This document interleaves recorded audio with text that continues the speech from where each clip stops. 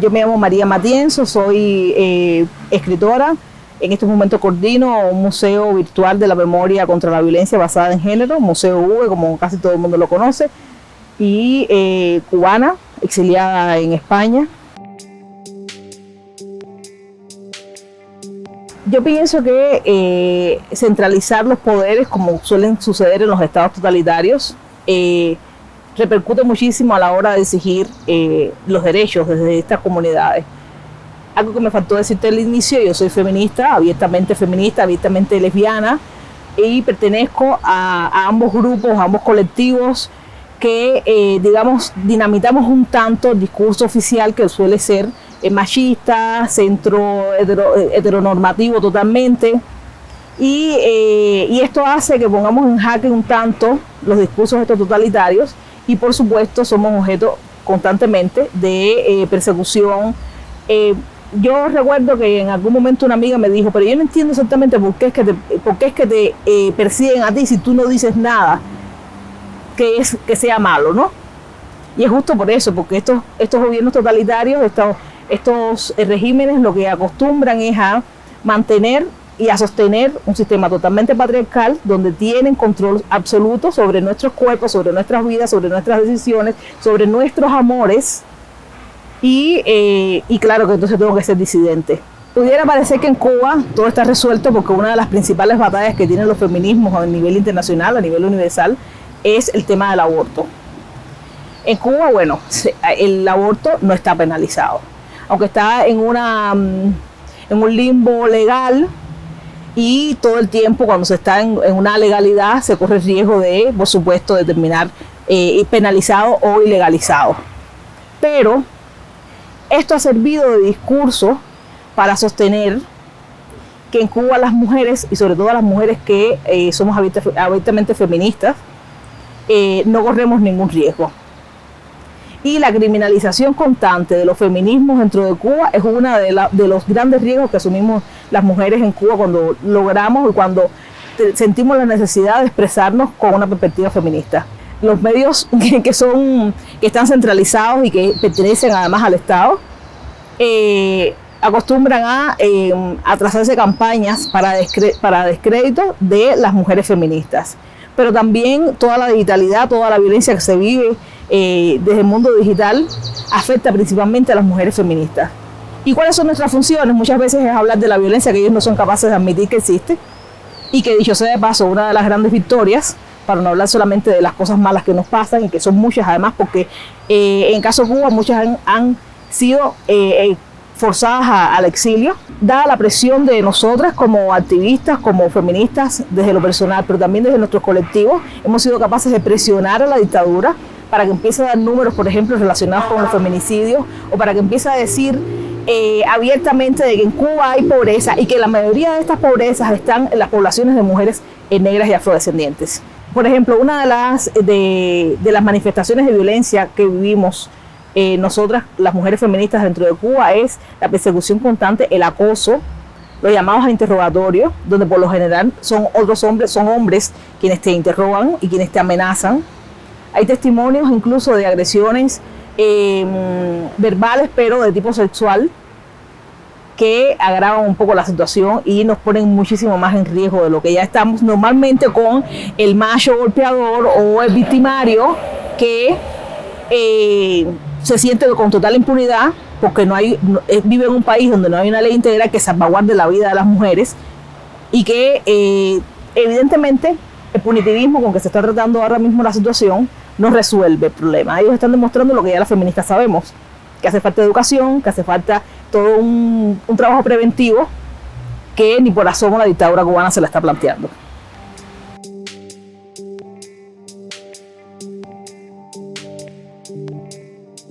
Yo soy cubana, yo no puedo hablar de un retorno. Yo siempre he vivido bajo el yugo de un gobierno autoritario. Yo tengo 45 años y 43 de mi vida he estado bajo un régimen totalitario, dictatorial, y todos los adjetivos que quisiéramos imponerle a este tipo de gobiernos, ¿no?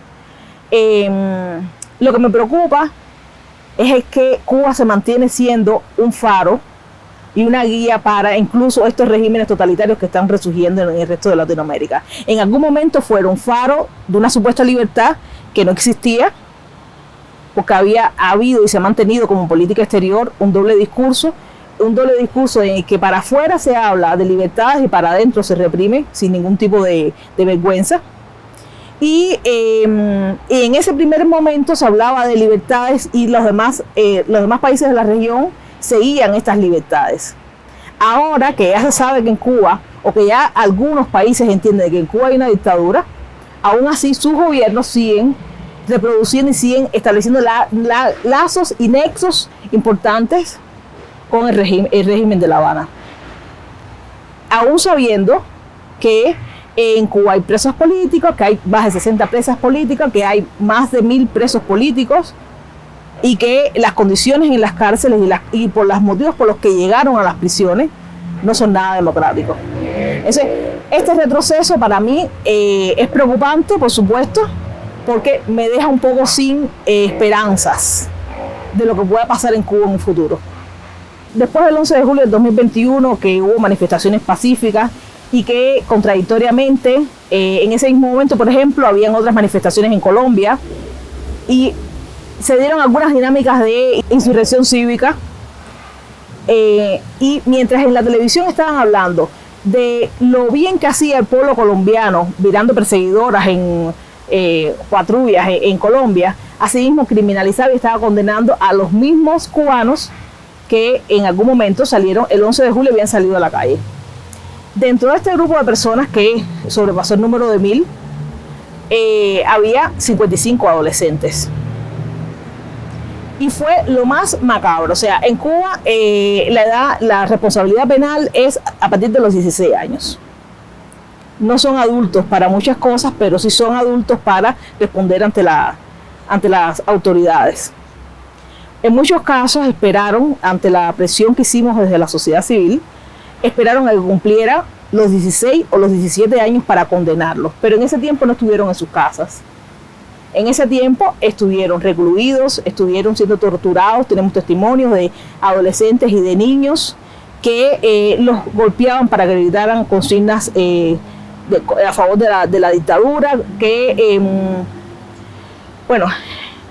los amarraban, le aplicaban una técnica que allá es famosa, que se llama Shakira. Se veían, los padres lograron verlos en algún momento cuando los sacaban a algún hospital, cómo los llevaban amarrados de pies y manos.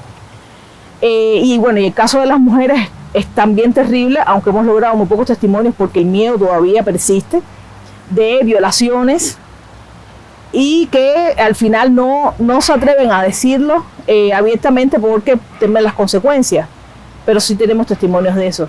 Más lo que pasaron también los hombres, ¿no? Que no es menos, o lo que pasaron las personas de sexo disidente.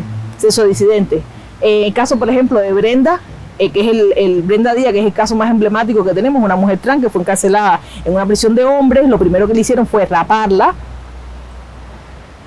Ha pasado por muchísimas historias de violencia, incluyendo violencias sexuales, donde la madre ha dado testimonio de eso, y lo último que hicieron fue instrumentalizarla para hacer parecer de que todo estaba bien y de que iba a haber un cambio en su encarcelamiento. Y nos pasó con un hombre trans que perdimos el rastro porque la familia es resultado, por supuesto, de la educación que ha recibido durante todo este tiempo de dictadura, y lo primero que hicieron fue anular su identidad de género y le perdimos el rastro.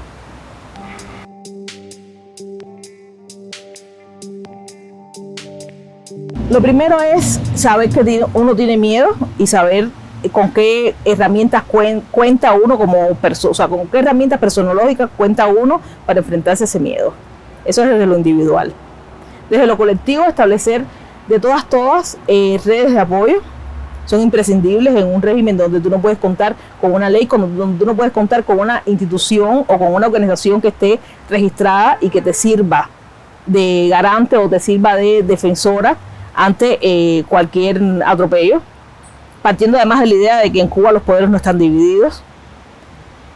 Por ejemplo, una de las cosas que nosotros aprendimos, porque entre nosotras también aprendemos muchísimo, digo que casi todo lo hemos aprendido entre nosotras, dada la soledad en la que hemos estado durante todo este tiempo. Las abogadas y los abogados que han trabajado con nosotros y que están al margen del Estado, porque además no pueden ejercer si son opositores, han estado haciéndonos aplicar recursos legales que incluso no estaban reconocidos dentro de la legislación cubana, y eso los ha obligado, o sea, no están reconocidos dentro de la legislación cubana, pero sí universal, como por ejemplo el habeas corpus.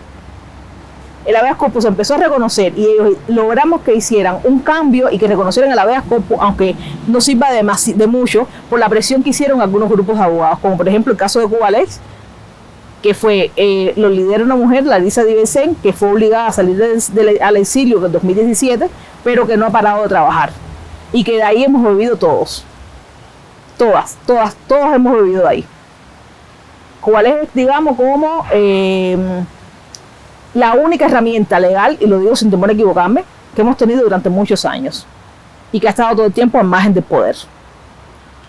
Y a partir de Cubalex, entonces, hemos trabajado en muchas direcciones y en muchas, nos hemos hecho de muchísimas herramientas. No solamente está Cubalex, también está otra organización que también la lidera una mujer que se llama Crina Yalí Núñez Pérez, que se llama la Mesa de Diálogo de la Juventud Cubana.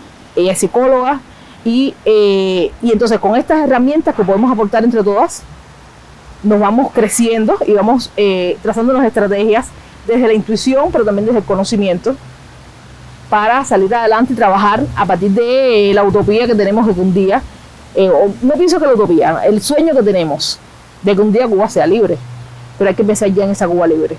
Yo creo que es importante aferrarse al conocimiento y a la espiritualidad. Nosotros nos despojaron en algún momento de todo tipo de espiritualidades, que si no determinan cada uno de los pasos que damos, si nos acompañan y nos ayudan. Es importantísimo y hemos aprendido muchísimo a fortalecernos desde el punto de vista intelectual. Hay que estudiar, es como un mantra. Tenemos que superarnos, tenemos que leer, pese a la adversidad, porque es muy difícil pensar en lecturas cuando se tiene hambre. Y es una metáfora, pero a la misma vez no es una metáfora. Cuando tú tienes, y además es una de las herramientas que tienen estos regímenes de empobrecer por completo a la población para que no haya espacio para nada más que no sea el hambre. Y eso ha sido, digamos, que las grandes fortalezas que tenemos, ¿no? Y aprender a no renunciar nunca a la alegría.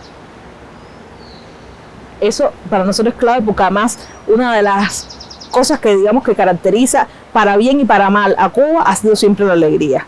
La alegría la usan en contra nuestra, pero también puede ser un arma nuestra, para reírnos, para burlarnos, para que los memes, por ejemplo, sean un arma contra los que ellos no pueden, a punto que han legislador en contra de los memes, igual la gente sigue burlándose.